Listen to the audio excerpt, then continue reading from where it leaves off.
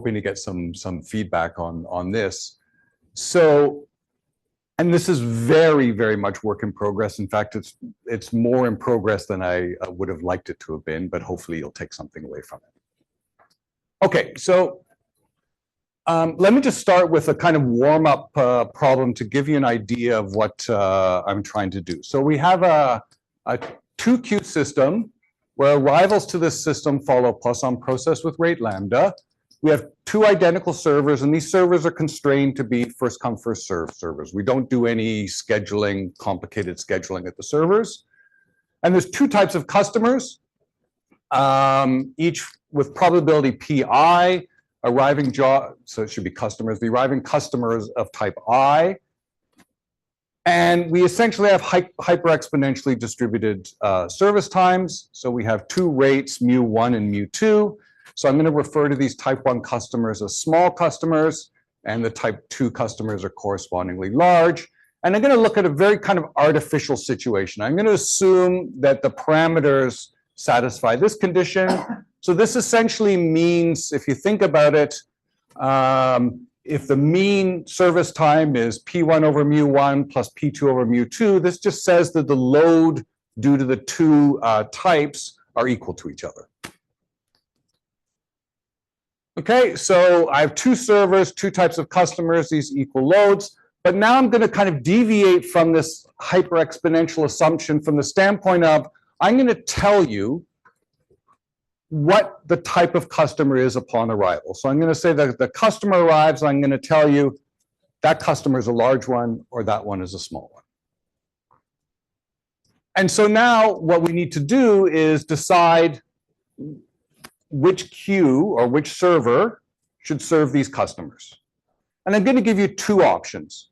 One is to pool the servers and just have a common queue with 2 servers. The other is to split them and have 1 queue for the small customers and 1 queue for the large customers. And the question is, which should you do? And the answer is it depends, right? Is it better to pool the servers so that one has this MH22 system, or route all the small customers to 1 server and all the large customers to the other? Okay. And it essentially depends on the variability of the service times. If the 2 types of customers are sufficiently different, then I want to create separate queues for those 2 servers. If they're sufficiently close, then we want to have the effects of pooling. And I'm not going to go through, you can go through here and kind of characterize the range of parameters over which one is preferred over the other. I'm not going to do that here. So this is an example of what people do in terms of, you might have seen these kind of things before, but there's a body of work on what's called size-based routing. So this is an example of size-based routing. We don't know the exact sizes of the customers. We know whether they're on average large or on average small. There's not to say that because there's this randomness, we could have one smaller than the other. Now, there is a bunch of work more on the computer science side of the literature that looks at size-based routing that says if we just are drawing customer sizes from a general distribution, one of the things that I might like to do, and I should have done it on a slide, but and my apologies to the people online.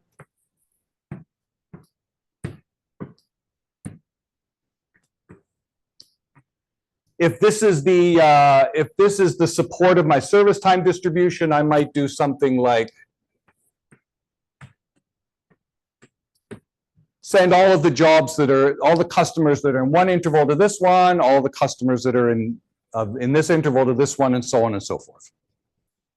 So there's a bunch of work done on that, on policies that look at that particular setting. So what I'm looking at here is kind of a variation on this, is that we don't know these sizes exactly, but we do know large versus small. So if I go back to this one, we can characterize essentially what we should do.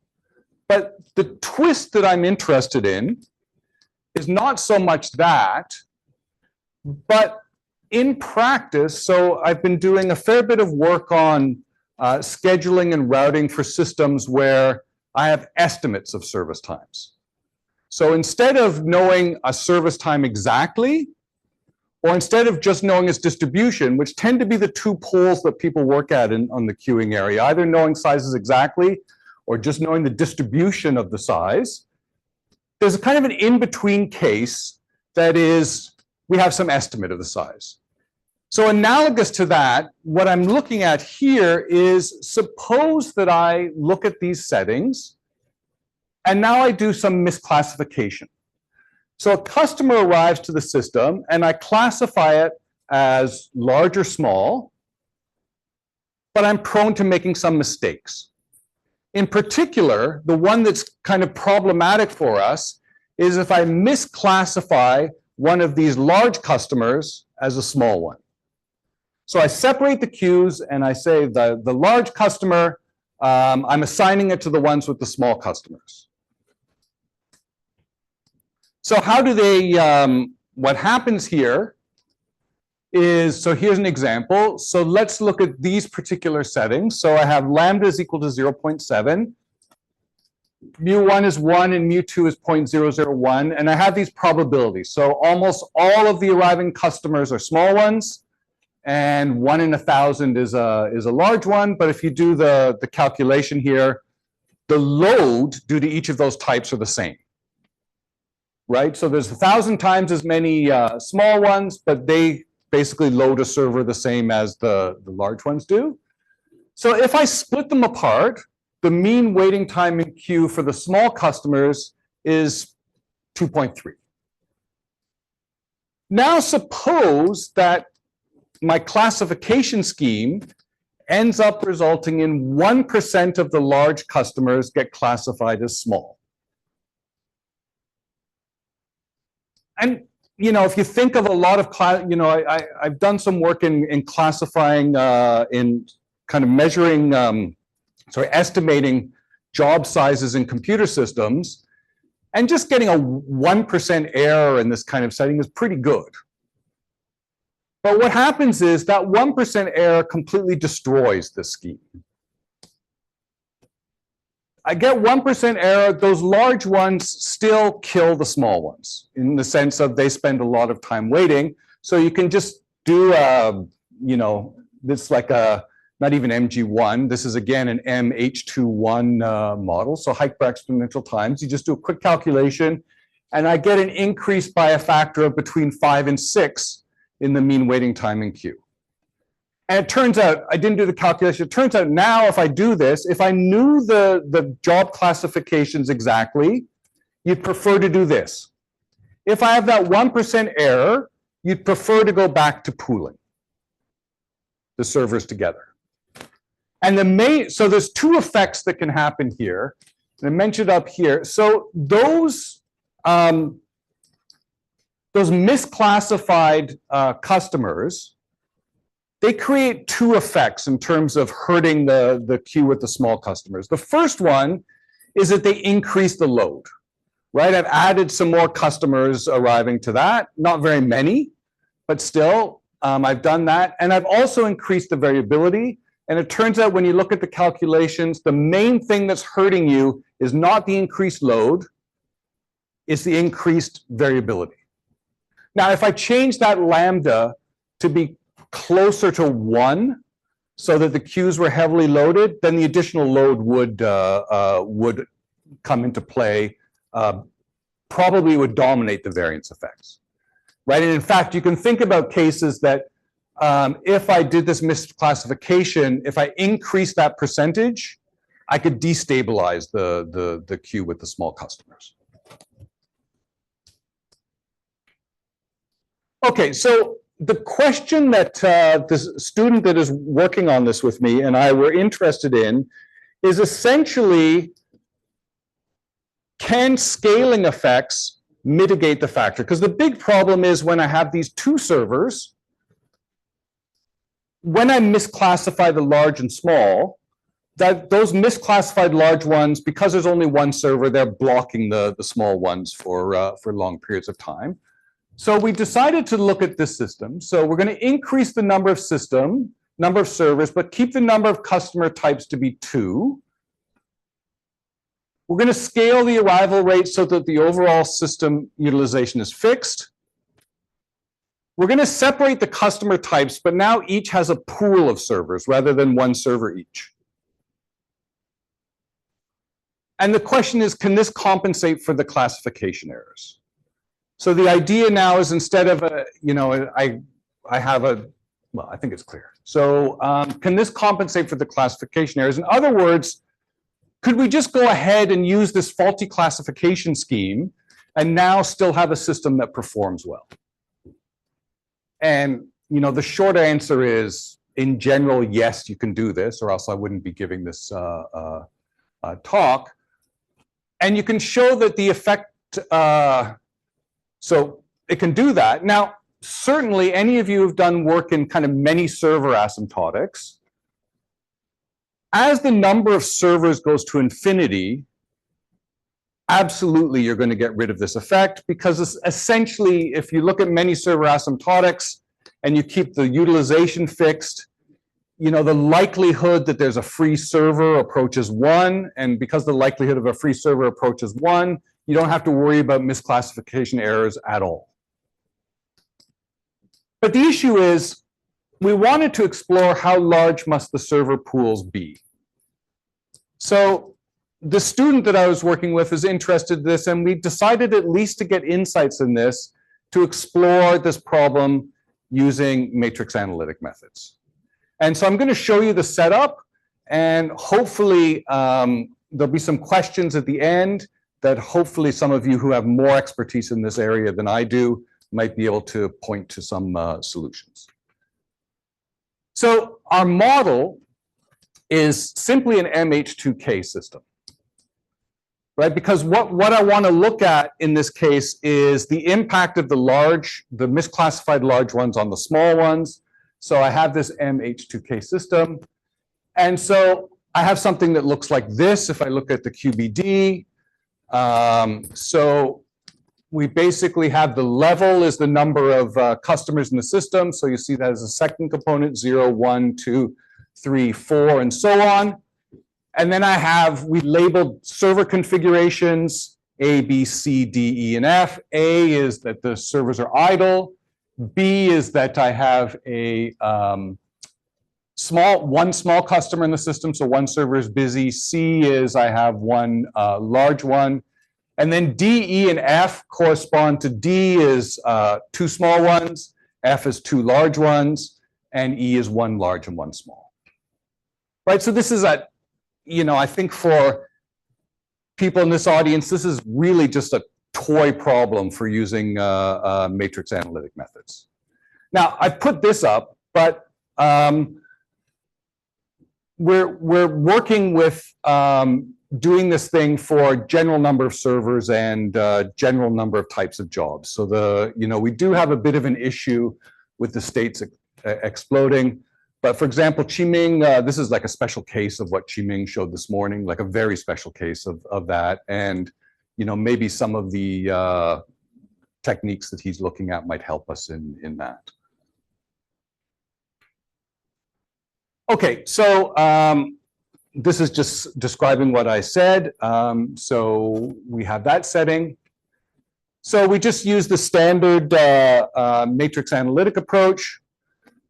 So we have these one step up, one step down, and staying at the same level. We do our usual solution here. So we want to solve for this R matrix. So just to give you, I hesitated whether even to put these on, but just to give you an example, here are what some of the entries look like.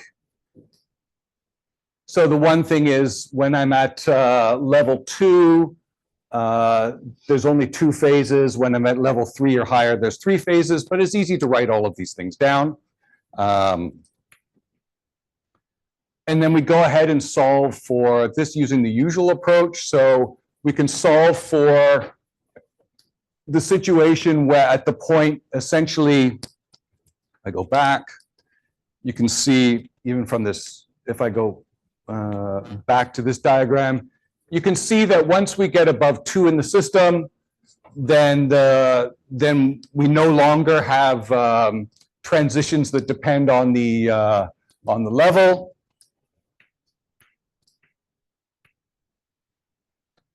And then we can use the usual techniques to solve for this. Let me just make, yeah. You have 2 types of customers. Yeah. So you have 10 customers. Some of them could have 1, some of them could have 1. Ah, yeah, good point. So the thing is, because this is a first come first, so I'm looking at this first come first serve model. So yes, it is true that so it's the one simplification that helps here is that even if I have 10 customers in the system, because I'm using first come first serve, the only thing I care about in identifying the types of the customers are the ones that are in service. So it's equivalent to only, so even though I know the type upon arrival, for the analysis it's entirely equivalent to just know the type as soon as they enter service. So it's similar to so you determine the type when it's enters the service. Yeah, for the analysis, for the analysis is equivalent. Whether you, so if I told you that you were free to do scheduling at the server, then you would need to know what the mix of what was in the queue. But I've constrained things to be first come first serve, so you can get away with doing this. So that's a good point.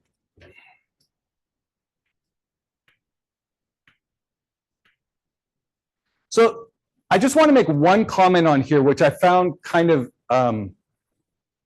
amusing with working with the student. So we set up this whole thing about how we would solve for the system. And I said to him, and probably we were not aware that there might be existing code for doing this. We said, okay, here's what we want to do. Write some code to solve this for a general number of servers and a general number of types. And I told him this with the expectation that he'd come back to me a few days later or whatever with this code. Literally 2 hours later, he came to me and said, I've started getting results. And I said to him, how did you get results? He said, well, I just put this into ChatGPT and then it gave me the code for this. So it was kind of, at the time he did this, it was kind of eye-opening about the possibilities of doing this. So the code is written in Python, essentially by ChatGPT. It includes various performance metrics. But what I'm going to do now is, we're actually not at the point where I can give you detailed numerical results. And this is partly, this work in progress situation is, unfortunately, Shankai, he had a major family health emergency and has kind of understandably disappeared. So I'm going to give you kind of a high-level view of the insights that we have. So the general observation is adding small pools of servers can completely mitigate the issue of classification errors. That's not a proof. I mean, right now it's more in terms of extensive numerical examples, but we're still in the process of characterizing the size of the pools that are required. But essentially, it seems as though the key thing here is just assessing the likelihood that servers are busy with misclassified customers, right? It's as if you can come up with some characterization of those values, it really gives you strong insight into how many servers you need. So you can think, if the server is busy half the time strong, if it's busy 25% of the time with misclassified customers, and the load on the system is, in a particular range, then 2 servers might be sufficient. So we think we can come up with rules like that, but I'm not confident of giving them to you at this point. So there's more fine-grained analysis required. The thing that I wanted to mention is that this supports that a combination of pooling and separation is the way to go in these large systems. So suppose that I have a system with a very large number of servers and several types of customers. What this suggests is that what I want to do is do some degree of separation, but maintain some pooling to deal with these kind of errors and take advantage of pooling. And right now, it seems that these matrix-analytic methods give us nice algorithms for answering these questions. So, that's where we're using these things. So how to determine the right combination is a question of interest. And I'll just end with 2 things. So one is I'm actually most interested in this problem over here. So instead of looking at things with these hyper-exponential distributions, I'm actually interested in the problem where I have a continuous distribution, I have estimates of sizes, and then based on those estimates, I'm making assignment to particular servers. And the question is, what combination of separation and pooling should we use for those kind of systems? So I'm still struggling with whether this particular model actually really gives any insight into that model beyond kind of a high-level idea of doing this is good. I think that's reasonable. I think the main thing for this audience that we struggle with, that maybe some people might have some insight, because in these models, and it's a very, very simple models, is there any way that we can say anything about this R matrix for these particular models? In essence, if we could say something about that, we can clearly say something about the steady state distribution, which would allow us to maybe refine our insights. Because right now our insights, which admittedly I haven't given them to you in detail, but right now our insights are entirely based on numerical results that are generated from these matrix analytic methods, but we're wondering whether looking at the actual algorithm itself might give us more fundamental insight into what's going on with these problems. And again, my apologies that it's very much work in progress, but hopefully people get an idea of the problem and some of the issues, and I'd be happy to discuss this more with you over the course of the conference. Thank you very much. Thanks. Any questions? So Doug,